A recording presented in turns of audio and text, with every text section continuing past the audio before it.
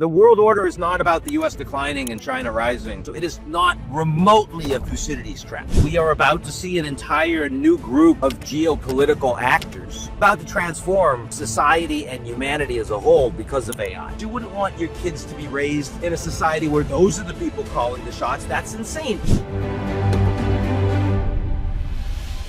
Dr. Ian Bremmer, the founder and president of the Eurasia Group and also GZERO Media. The last 3 years have seen geopolitical churn, geoeconomic battles pan out, hot wars emerge. What's really at play here? We're in a geopolitical recession. The tech CEOs and the tech firms, are they co-sovereigns now with states? Elon Musk decided to cut the Russians off from Starlink. Literally with the snap of his fingers. No government made this decision. He made this decision with no oversight. Is sovereign AI then buy any middle powers, the lost cause? Middle powers would be much better off if they could find. Where do you see India taking stars right? India has done some of the most impressive things on AI. There is scale just in India that makes India matter. Even though India.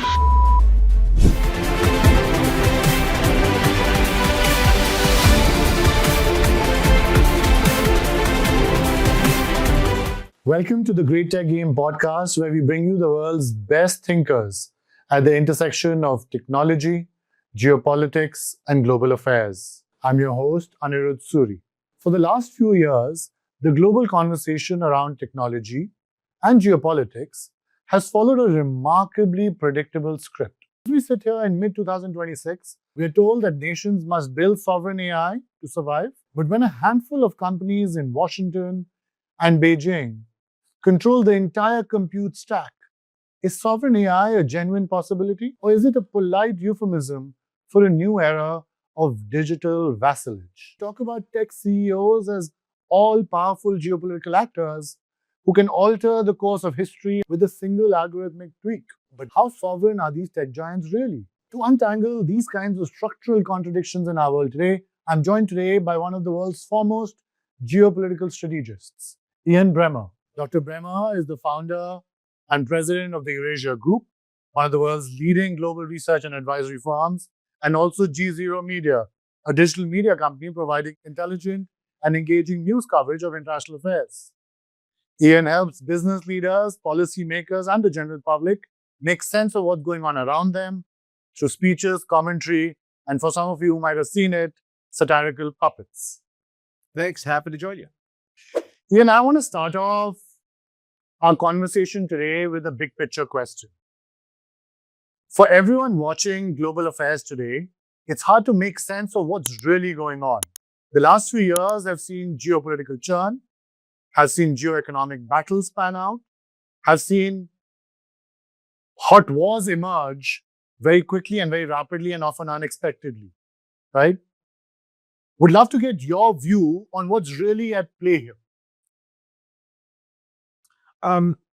So we all know that there are economic boom and bust cycles. We experience them frequently. We have terminology for it: recession, a depression. We've got monetary and fiscal tools to respond. Geopolitics, in other words, what's happening in the world, also has cycles, but they're long cycles. And because they're long cycles, people don't necessarily understand that you're in a cycle when it occurs. And what's happening right now is what I call a GZERO world, not a G7, not a G20, but an absence of global leadership. And that means that we're in a geopolitical recession where the underlying balance of power really no longer fits with the rules of the road, with the institutions, the architecture, the priorities, the policies. And there are three reasons for that. Three things that have gotten us into the GZERO. In increasing order of importance, first, back when the Soviet Union collapsed, Russia was not brought into the West. NATO did not include Russia. The EU did not expand to include Russia. The G7 became a G8, but the Russians were excluded from all the important meetings. And they're angry about that. they blame the West and the United States. And so now we have a nuclear armed Russia that is acting like a revisionist rogue country with their closest ally, probably North Korea. And after that, countries like China and Iran. And they're at war with the West. That's the first reason. Second reason is that China was brought into the global system, particularly the global economy, when the Americans welcomed their integration into the WTO. And the presumption on the part of the West was that as China became more powerful and wealthier, their political and economic system would align more with the Western advanced democracies. They would become Western. And China is today much more powerful. They're the second most powerful country in the world. They're building their military. Their economy is potent. They have some of the top technology in the world, beating the US in many areas. And yet they're not remotely Western. They're still state capitalists. They're still authoritarian. And most countries in the West, particularly the US and Europe, really mistrust them and see them as competitors and adversaries. So that's the second reason. And then the third reason, the most important reason, is that a majority of Americans increasingly do not support the leadership role that America had fashioned for itself after World War II with this last emerging geopolitical boom cycle. And so what do they oppose? Well, they oppose the U.S. as the global sheriff. They want other countries to pay for their own defense. They oppose the U.S. as promoting global free trade architecture. They want more industrial policy. They want subsidies. They oppose comparatively open borders, either illegal or illegal. They don't really support the promotion of democracy or rule of law around the world. In fact, many Americans are not convinced that they have rule of law or democracy in their own system in the United States. So the Americans are actively refusing to play the global leadership role that underpinned the world over the past decades.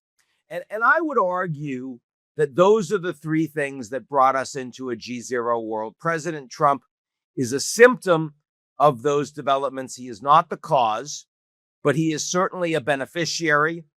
He is an accelerant. And also he has some unique qualities in terms of his unfitness for the role that is causing more geopolitical uncertainty having to do with him as opposed to the G0 broadly. And final thing is when you're in a geopolitical recession and you want to avoid a geopolitical depression, which is World War III, and I think all of us recognize that we don't want that. I am not someone that believes we're heading for World War III.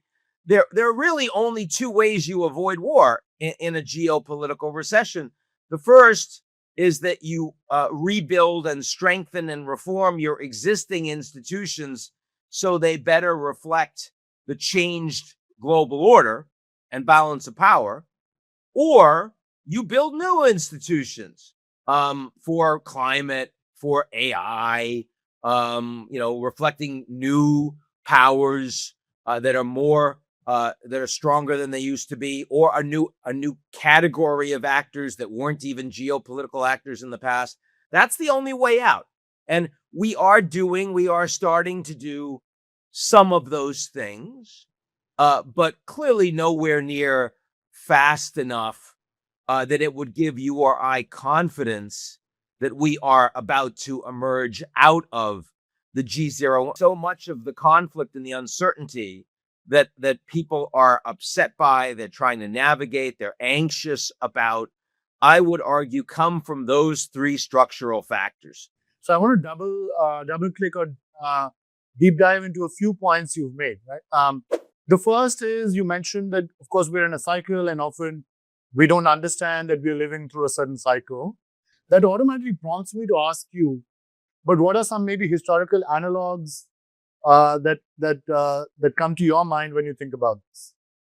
Well, the funny thing, we just had this US-China summit Correct. where President Trump went to Beijing and Xi Jinping himself used a historical analog. He talked about the Thucydides trap, Absolutely. which Graham Allison from Harvard, my friend, has written extensively about. And the idea that the last 15 times, I think it was, or 17 times, that the world has found itself in this environment. And I'll explain what this means. This was about, sort of Athens and Sparta, and the rising Sparta, and the declining Athens, and Athens trying to hold on to its order in its region, which was the world as far as it recognized at that point, and Sparta challenging it.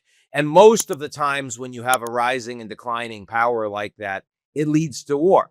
And so Xi Jinping saying, well, we want to avoid the Thucydides trap. And of course, the part he's not saying, but is implying, and it's why it's a good frame for China, is, well, there are only two powers that matter, us and you guys, the US and China, and you guys are declining and we're rising. And if we, the Chinese, are patient and strategic and far-sighted, we will avoid the Thucydides trap. And you, the declining power, need to appreciate our forbearance. And then Trump, of course, said, well, he really meant that the U.S. was in decline under Biden, and we're doing great now under Trump. But the point is that that's not what's happening. The world order is not about the U.S. declining and China rising. In fact, China is rising, of course, but America's allies are declining. If you look at America's, the Europeans, you look at Canada, you look at Japan, South Korea, most of those countries have precipitous decrease in their demographics. They are well behind the Americans in growth and productivity and efficiency gains. They're not investing in their technology, not adequately in their defense, though that's starting to change in some of those countries. And it's the Americans that are themselves saying they don't want to do this. They are rejecting their own global order. So it is not remotely a Thucydides trap. Yeah, it's not. And China, in my view, I think is facing some very serious problems. That they are rising in absolute power in the investments they're making in many technologies, but their economy is in trouble, and it's not growing very fast. Unemployment is way too high. They have many sectors of their economy that are wildly unproductive and indebted with bad debt that they're not addressing. And the demographics are disastrous. So, I hate to say this, but in some ways we are in uncharted territory, and I suspect you know this because, and this is part of why you wanted to talk to me, is because we are about to see an entire new group of geopolitical actors, which has not happened since the beginning of the Westphalian system, which are non-state actors that act geopolitically. They're technology companies. They're AI companies. We're about to transform not just geopolitics, but society and humanity as a whole because of AI. If we get out of this geopolitical recession intact, it will be with an entirely additional set of new geopolitical actors at the table. And therefore, the institution making needs to be different. The response will need to be different. We will be creating a new architecture. I find this incredibly exciting. Yeah. The field of political science and international relations is nowhere near prepared to handle this right now. Just look at the Pope's latest encyclical. You get a sense of how unprepared we all are. But it's wildly exciting because we get to be present for and play a role in a new way of organizing humanity. And anyone living in the world today, if you're anxious, you're also anxious because you don't trust your leaders. Come on. When the most powerful leaders in the planet today are Xi Jinping, Trump, and Putin, like, in their 70s or Trump basically 80, and men incredibly arrogant, don't think they're right about everything, really out of touch with a lot of what's happening with young people today, have no interest in giving up power whatsoever. I mean, you can understand why people would be anxious. Like, nobody would want the world run by people like that, right? I mean, you just wouldn't pick that to be the folks responsible for what is or isn't going to happen to society and the global order in the next 5-10 years. You wouldn't want your kids to be raised in a society where those are the people calling the shots. That's insane. So the fact that that's not going to last, and that it's going to be something else, and that people want it to be something else, I think is a really promising thing. Yeah. No, Ian, I think there's so much to unpack in what you just described, right? But what I want to now next double down on is the piece that you mentioned about the new geopolitical actors emerging, the large tech firms and other such actors. For the longest time, as I've heard the mainstream discourse talk about the US political and economic system versus the Chinese political and economic system, you often hear that China is a state-led model, the US is a market-led model, the Europeans, of course, are characterized as representing a regulation-led model. They're a regulatory superpower, many call them. But forget Europe for a second. I want to talk about the US and China. As the Chinese have risen with what has been seen as a state-led capitalism model, or as they call it, capitalism with Chinese characteristics, as their form of industrial policy seems to have yielded great results in the form of them leading in many critical tech sectors. It seems that instead of the Chinese becoming more democratic and more Western, as you mentioned, post their WTO accession, it seems that the US is moving closer to the Chinese model more than the Chinese moving towards the American, right? You've spoken about this in the forms of America now maybe being in a state capitalist economy with American characteristics. But talk to us about that. How are you seeing the two models, the Chinese and the American, both fuse yet remain different? I don't want to put Europe aside for one reason. Actually, for two reasons. First, we'll come back to is the fact that as AI starts changing society, it may be we have a lot more to learn from Europe than in an environment where all we care about is growth and the almighty dollar. But that's a different question. But there is this, got these three different models, as you say, and the European model is the one where the government acts independently from the private sector as a regulator that is meant to try to ensure a social contract is met for its people. And the problem is, while it has a regulatory superpower that it comes at the expense of growth and entrepreneurship, and it's very hard to provide for the social contract, even if you are aligned and capable of doing it, if you don't have the growth. People will get angry because you won't have the money to spend. The Americans and the Chinese are driving growth. They're driving it historically in very different ways. The United States, with the private sector capturing the regulatory environment through a coin-operated democracy. I mean, most Americans that think the U.S. is not a representative system believe that there's two tiers of justice, two tiers of law, two tiers of power. One for those that are able to lobby and pay for the policy outcomes that they wish. And it turns out that the president of the United States today can do that for himself and his family in ways that are unprecedented. And where in China, and one tier for everybody else, where in China, the state really captures the corporations and determines what is and what is not patriotic behavior, where money should be invested, what sorts of things are out of bounds, all of that.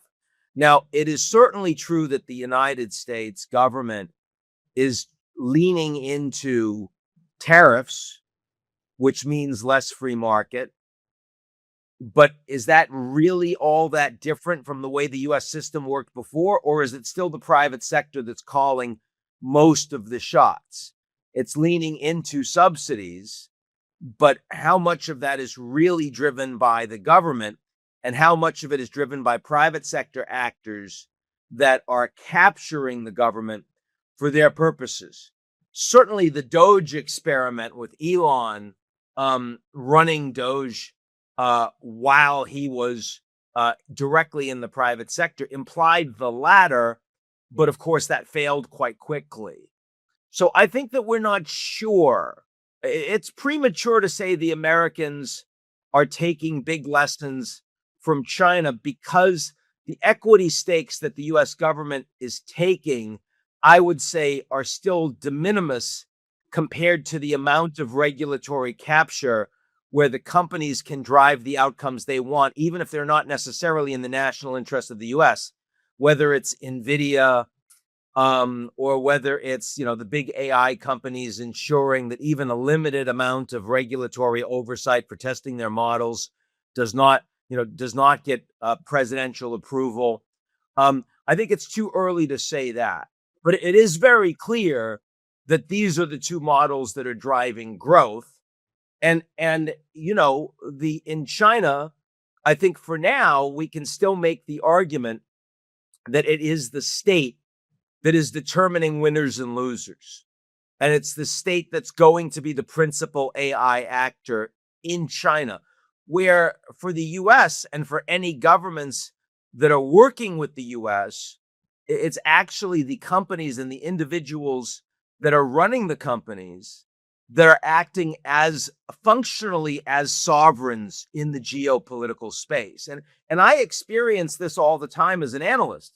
I'll go and meet with a CEO of a major AI or tech firm, and I will get more geopolitical insight on where the world is going from what they're doing, who they're talking to, how they're deploying capital, what their business model is, than I will from talking to the head of state of a pretty major country. And that's pretty wild, right? Let's talk about them more, right? So the tech CEOs and the tech firms, in a way, they're two distinct analytical entities, right? The tech CEOs, of course, individuals. If they're the founders also, then they're also massively rich and influential. And then, of course, tech firms have massive capabilities now in tech that are increasingly critical for states, right? Ukraine was an example. I think one can argue even in Iran, but in many other instances, tech firms have capabilities now that the governments want. You also mentioned the word sovereigns here. How do you see them? Are they co-sovereigns now with states? Are states still dominant, you think, but losing maybe dominant control over time? Or do you see them as still ultimately subservient to states and state interests and trying to do the best they can within the bounds of what a country or a nation's leaders want? So again, we got to leave China aside because it's a different system. So you're asking me about outside of China and outside of countries that are functionally captured by China. I would say the way I would start to answer this, because it's changing very, very quickly. I see that we still can talk about a global security order, which is mostly not about tech companies, but it's starting to change.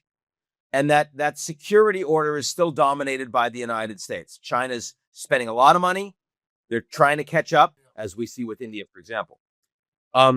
Then you've got a global economy where, again, it's changing and tech companies are becoming much more important. In the US, tech companies are the most important drivers of growth right now, the most important drivers of new infrastructure spend. Everything is aligned towards it, it appears, and it's doing a lot of disruption.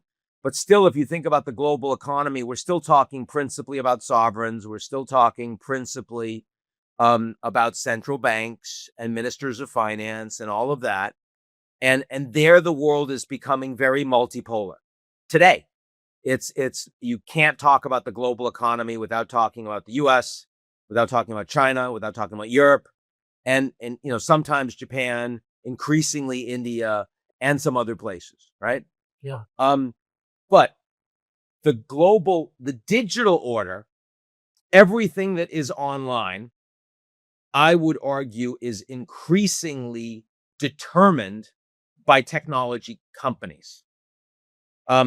Everything in that space. So if you've got three different competing orders, and one, the security order, is mostly still unipolar, though changing. The second, the economy order, is mostly multipolar and is shifting. And the third, the digital order, is mostly technopolar. Well, then you say, what's that going to look like in 5 years, 10 years?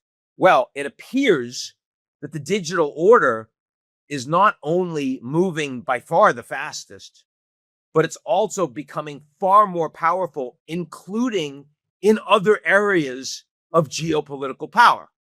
So, for example, the war in Ukraine has changed a lot recently. And the Ukrainians are doing a lot better. Now, some of that is because they're spending a lot of money and they're learning a lot about how to fight, all these things and new technology. But one of the most important things that has happened is Elon Musk decided to cut the Russians off from Starlink. And so literally with the snap of his fingers, and this was him that made this decision, not the US government. No government made this decision. He made this decision with no oversight. And by the way, I'm glad he made the decision. It's a good decision, but we're not talking about whether I like the decision. We're talking about the impact of the fact that someone like this can make a decision. Suddenly, the Russians went from being able to effectively fight a drone war against the Ukrainians to lose it, to no longer being able to functionally, they're a year behind. And a year behind is a long way in unmanned vehicles and drones. And so now the Ukrainians are taking territory, and now they're launching weapons that are going deeper into Russian territory, and they're hitting, and the Russians can't do the same against the Ukrainians to the same degree. So, Ian, could I ask you one thing? Could Elon have done what he did without the consent of, or without some kind of backing from the US government? If he had done the reverse, wouldn't the US government have stepped in? Well, he did do the reverse. He did the reverse a couple of years ago when the Russians announced that they were, by their own constitution, that several pieces of Ukrainian territory were now Russian territory. And that meant that Starlink, if they were permissioning Ukrainian generals to use Starlink in those occupied Russian territories that the Russians considered theirs, that they were acting illegally. And for a period of time, they shut them down. And so you had Ukrainian generals that were suddenly flying blind with their drones, and there were people got killed. They lost territory as a consequence. The American government had nothing to say about it. My view at the time was that the right thing to do would be, don't take that risk on yourself for SpaceX. The DoD should be making those decisions. Like, you provide the technology, they buy it, but the decision of where it is and isn't shut on and off, that should be a decision made by states. I lost that argument, right? So the answer to your question is clearly no. So it's a very important question. Look, I firmly believe that within the next 10 years, AI is fundamentally changing what it means to be a human. That we will be different in terms of our social interactions as we individually have an AI device with uncounted agents that are engaging with us, know all of our data, are programmed by us and or companies and or governments, maybe in the case of China, some other places, and know us better than anyone else and is never shut off. That will fundamentally change who we are as human beings. And obviously that will have a fundamental impact on the kind of governance models that we will want, that we will need, and that we will create.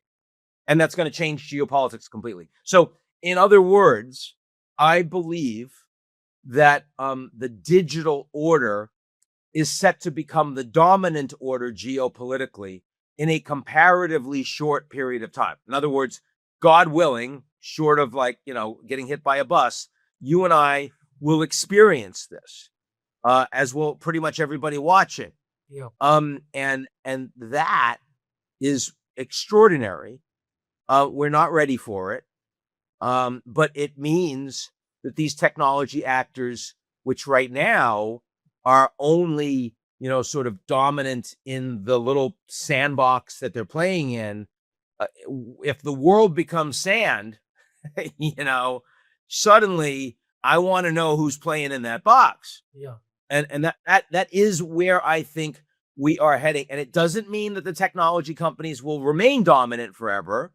It doesn't mean that we won't see different kinds of backlash, bottom up from individuals, top down from states.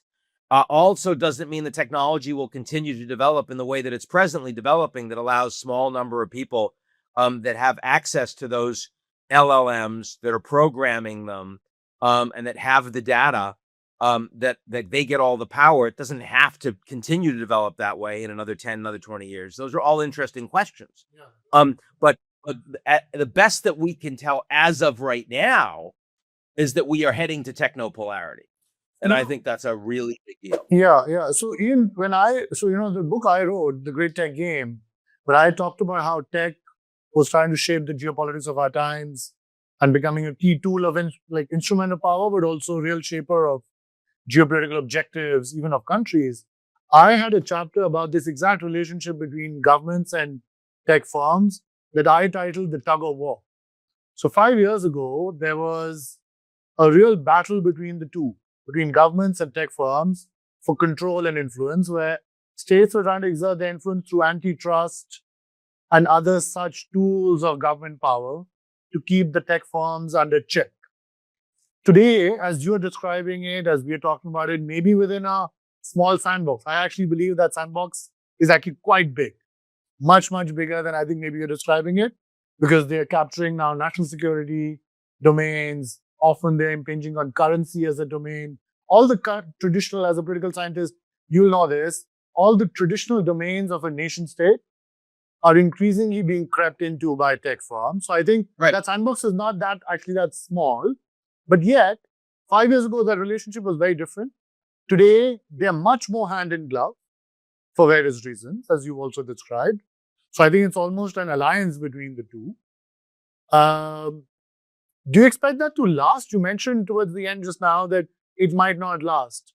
Is it the social backlash that you think might be the trigger for that relationship maybe worsening or souring? Or do you think this kind of alliance type relationship is here to stay for a, let's say, 5-10 year time frame at least? Yeah, it's amazing because 5-10 years feels like the absolute maximum that we can even think about in this environment. Yeah, I'm stretching it. I think we should be asking for a year or two until the Trump. I know it feels, for now, the backlash that you would focus on would be the social backlash. I do think that in 2028 there's going to be at least one major candidate, assuming that there are two and it's both traditional parties and one of them doesn't blow apart, and who knows, right? But assuming it's that way, I expect that at least the Democratic candidate will be heavily driven by a populist response to AI. I assume that. It's not baked in. I mean, like, for example, Gavin Newsom wouldn't do that if he were to get the nomination, but I think most of the people that are running would. Yeah. And the logic is there because people are scared. They're angry. They're also wildly anti-corruption and privilege, and the connection of the two. And even though Trump is much more about, World Liberty Financial and his family on crypto and less about AI, they're not going to differentiate between that and Elon and the longer term companies that are, sort of more traditional industrial type powers like Google and Microsoft and the rest. So I think that it is coming, and a part of the question is it an overall backlash of we want to bring these companies down and we don't like them and they're anti-patriotic? Or is it much more a focus on specific things? Is it about, redistribution and taxing the token as so that you can't simply treat intelligence as a utility that only wealthy people will be able to take advantage of? That's a possibility. Is it going to be about, sort of a real constraint on the pipes and plumbing because you're just not going to give them the energy. You're not going to let them build the data centers that they would continue to need to power LLMs the way they are presently diving all in. I mean, Google actually selling shares. They're announcing, I saw just a few hours ago, haven't seen that before, so they can pay for another $80 billion in data center to spend, right? So there's going to be a backlash to that. That is certainly a possibility. But it's also possible that some of these, trees grow to the sky, LLM, logarithmic increases in efficiency, but also in cost won't work. They're too expensive to be passed on and profitable to the consumers, whether industrial, government, or individual. That actually it's the fast followers that become much more capable, that the big companies, the dominant companies will implode. And that as a consequence, we're going to see a far more level playing field with a whole bunch of competitors, both in the US and around the world, that are capable of disrupting really big companies and that aren't necessarily going to be the commanding heights of geopolitics, and that the next geopolitical actors are much more decentralized. That's possible. I could see that. And then we're not talking about states, but we're also not talking about 4 or 5 individual actors that are worth $1 trillion and that act like super governments. It might be something very different. But if you made me bet, my bet would be for the next 5 years that actually the benefits of scale, the information advantages of scale, that you can identify what is coming faster than anyone else and either buy it or squeeze it, and starve it. That plus the ability to collect extraordinary data and use it effectively will be a huge advantage for China and will make their government much more efficient as state capitalist empowered by tech, and will be a huge advantage for a few of the tech giants, the hyperscalers in the US. Yeah. And that everyone else will be a taker, not a maker of those things. So my bet would be that this present trend continues. So in other words, I'm sure you read AI 2027, which it implies that the open AI model is the one that is going to win, and the Chinese will have a separate one. I think there's a lot of uncertainty around that, but as of 2026, I still think that's probably the right baseline bet if you're forced to make a baseline bet. Yeah. One of the interesting things that came up during the India AI Impact Summit a few months ago was this idea about whether that social backlash that we're talking about, who are the ultimate consumers, right? Ultimately, the people, you've made a great analogy, I think, between economic and geopolitical recessions. I think ultimately, much like for governments, for tech firms as well, their consumers are their ultimate constituency, right? And if you were to think about them, if there is a real backlash, right, like we are discussing, there's a possibility of, it's also possible that between the different tech firms that are at the helm of the AI wave, you might see, and you're already seeing this between OpenAI and Anthropic a little bit, that some firms will take a very, very pro-consumer positioning to avoid that backlash against them, and hence might emerge as much more, let's say, welfareist AI firms than others, right? But we will see. I want that to happen. I'm not convinced. Yeah, we'll see whether that will happen. I think for now it's been positioning, but not really been backed by real differences in strategy. the analogy here is that 20 years ago, 30 years ago, a lot of people believed that if China didn't become much more open as a political system and much more responsive to the demands of their people, that there would be extraordinary social backlash. That's right. And that did not happen. And actually, through creation of a surveillance society, China's been able to be wildly repressive. I mean, look at the Uyghurs in millions that have been completely suppressed and integrated into Chinese society, and now it's barely an issue that's discussed because they were able to contain it fully through repressive measures, through coercive measures, and it's quite plausible that tech companies who need to continue to raise money in order to be successful could have some of those same advantages in being able to grab more and more of the attention, the eyeballs, the data of the individuals that are actually on their platform. Now, you said, well, maybe one of them will become more consumer. I would like that to happen, but companies fundamentally are not thinking first and foremost about long-term, how do we make sure that the population at large likes us? That's what the governments are supposed to do, which is why when the regulatory aspect falls apart, you have a problem. That's right. The companies don't suddenly just step in. Yeah. Right? Yeah. Let me move to a different perspective now. The middle powers are also increasingly worried.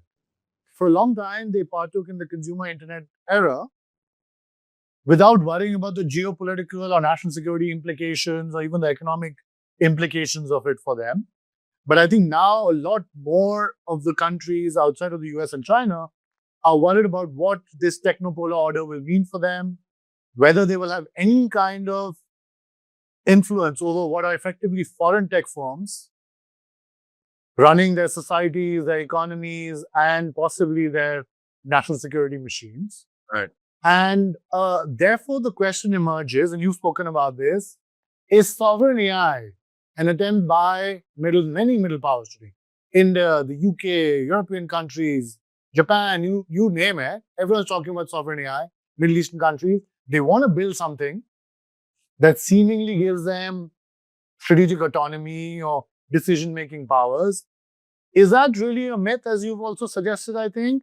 Or do you find any kinds of signs now that are emerging that will allow other powers, right? Other companies based in Europe or India or Singapore or Japan or the UK or France to really become influential actors in this technopolar order?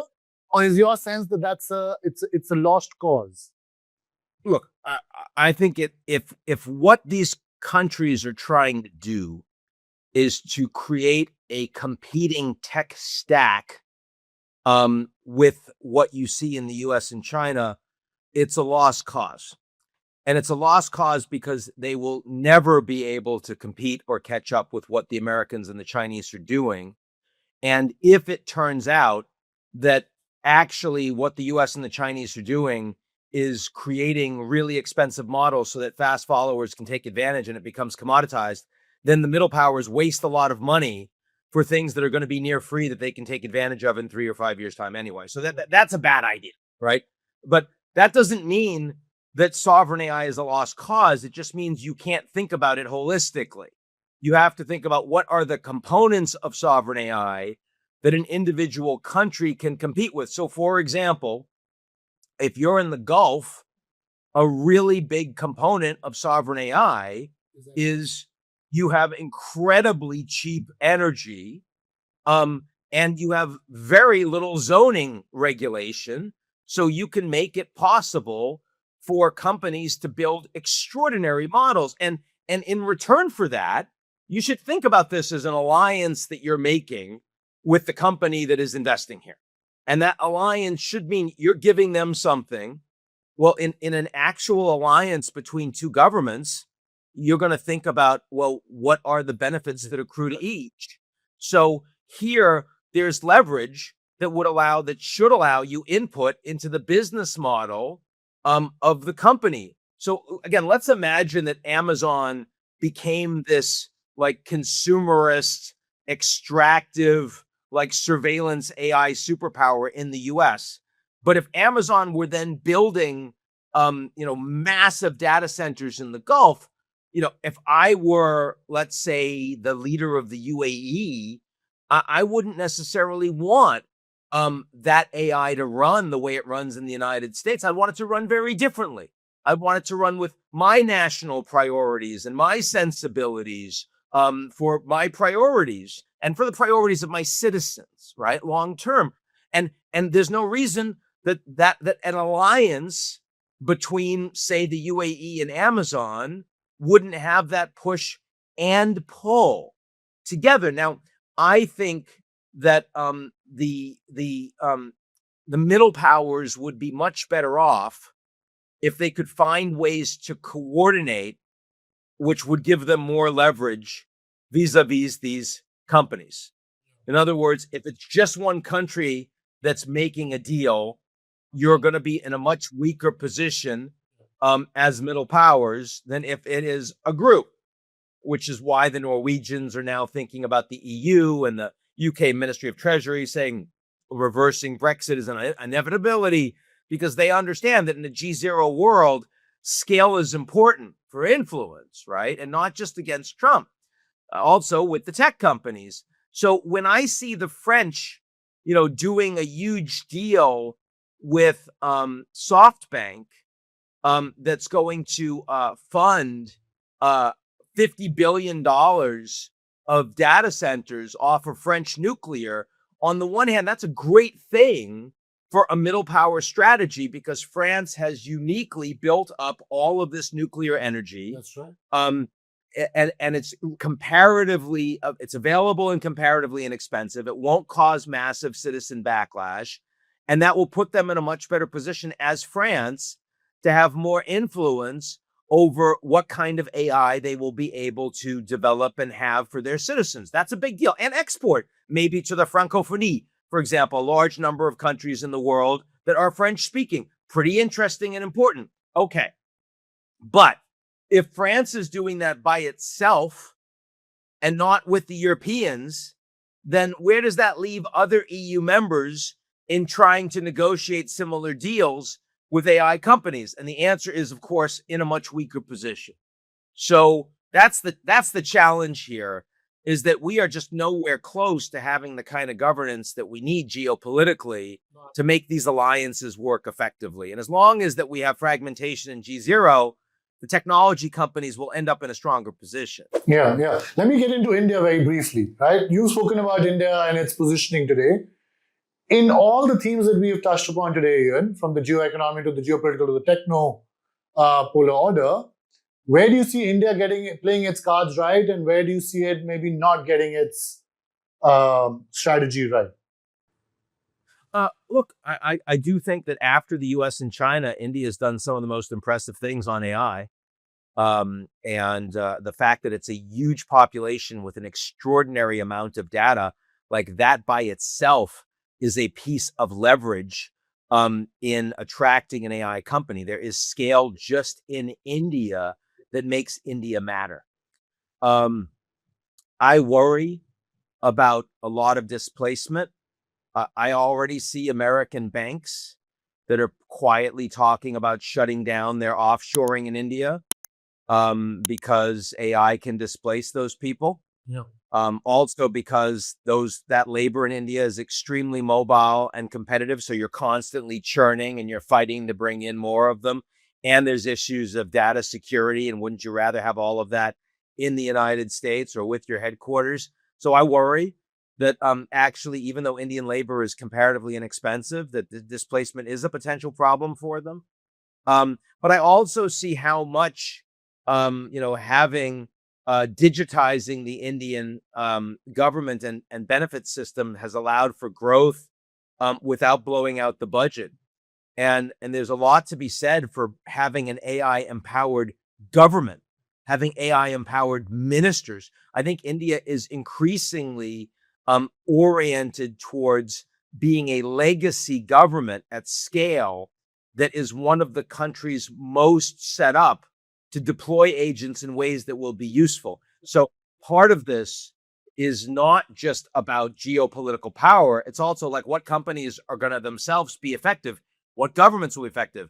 You know, the UAE and Singapore are wildly impressive in terms of AI diffusion for their populations and utility by their governments. The US government is not.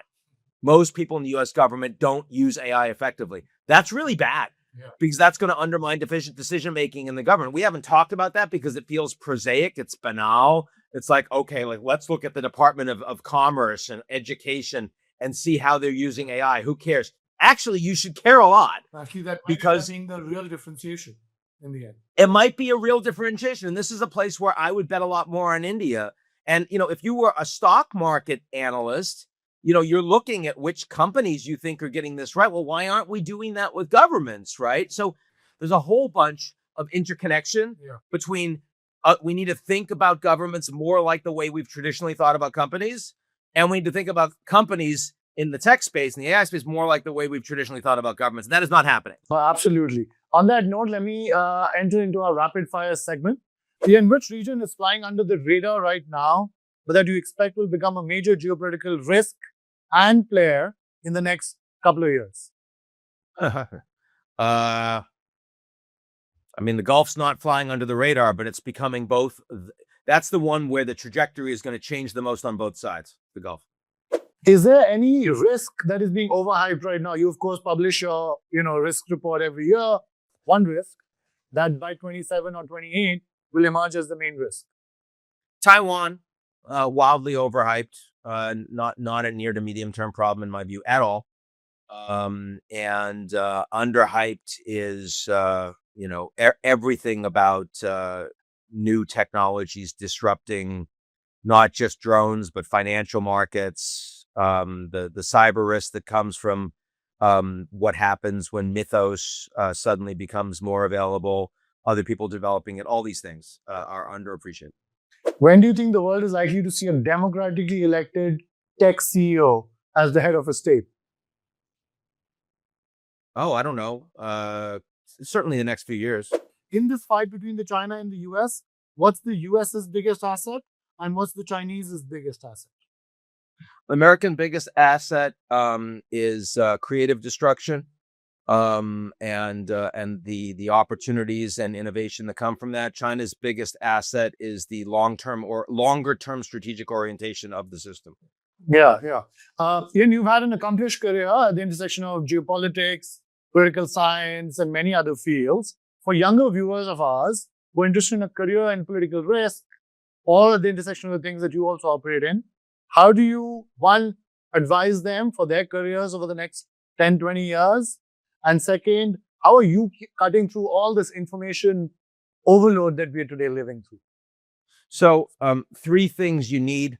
You need to first focus on content. You can't be in this field unless you actually care first and foremost about understanding of the issues. You got to read a lot, you got to digest a lot, you got to meet a lot of people, you got to engage, but it's about understanding, challenging yourself, recognizing that, the world changes fast, your thoughts will change as accordingly. Secondly, got to learn how to communicate that effectively in different formats, in long form, short form, video, writing, in person, on a stage, one-on-one. That's really important. And third, you have to have an understanding and a willingness to learn how organizations work. You have to be able to deconstruct and reverse engineer being able to engage with different sorts of institutions and architecture around you, because those are the power structures that will allow you to fail or succeed. The prioritization is in the order that I mentioned: content first, communication second, reverse engineering the architecture third. But all three are essential if you want to be successful. And cutting through the noise is something that you do in every one of those aspects. It's a curiosity. It's a recognition of your own biases. It's a humility about the fact that what you want has nothing to do with analysis in the world around you. And if those things feel uncomfortable to you, you shouldn't be in this field. You should do something else. Yeah. And lastly, books that you recommend for people who are interested in the intersection of things we've spoken about, and podcast guests that you recommend we have next. Yeah, well, you're gonna love my next one. It's coming out next year. It's almost done. It's about a lot of the topics we're discussing here. It's about geopolitical cycles, long term, and what to come next, how we think about that. So people, I think, will really enjoy what's done. I've been working on it for 3 years now, but in some ways, I've been thinking about it for my entire career.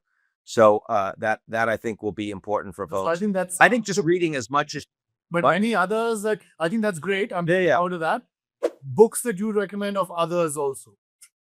No, of course, of course. I mean, look, I would say that right now, so much that's like Mustafa Suleiman's The Coming Wave in AI, which is about 2 years old now, but is utterly essential. I mean, Superintelligence by Nick Bostrom. I mean, all the foundational stuff. First, the AI 2027 piece that I mentioned that came out a year and a half ago. I mean, as much as you can read about how AI is transforming society, that's the place that people are. It's going to move everything, and we don't appreciate it. And podcast guests? And podcast guests that you recommend? If you haven't had Yuval on yet, you should, because he's amazing. Yeah. I think he's wonderful and thoughtful. I think Jeremy Allaire from Circle, the CEO of Circle, is extremely thoughtful on this stuff. He'd be wonderful if Amy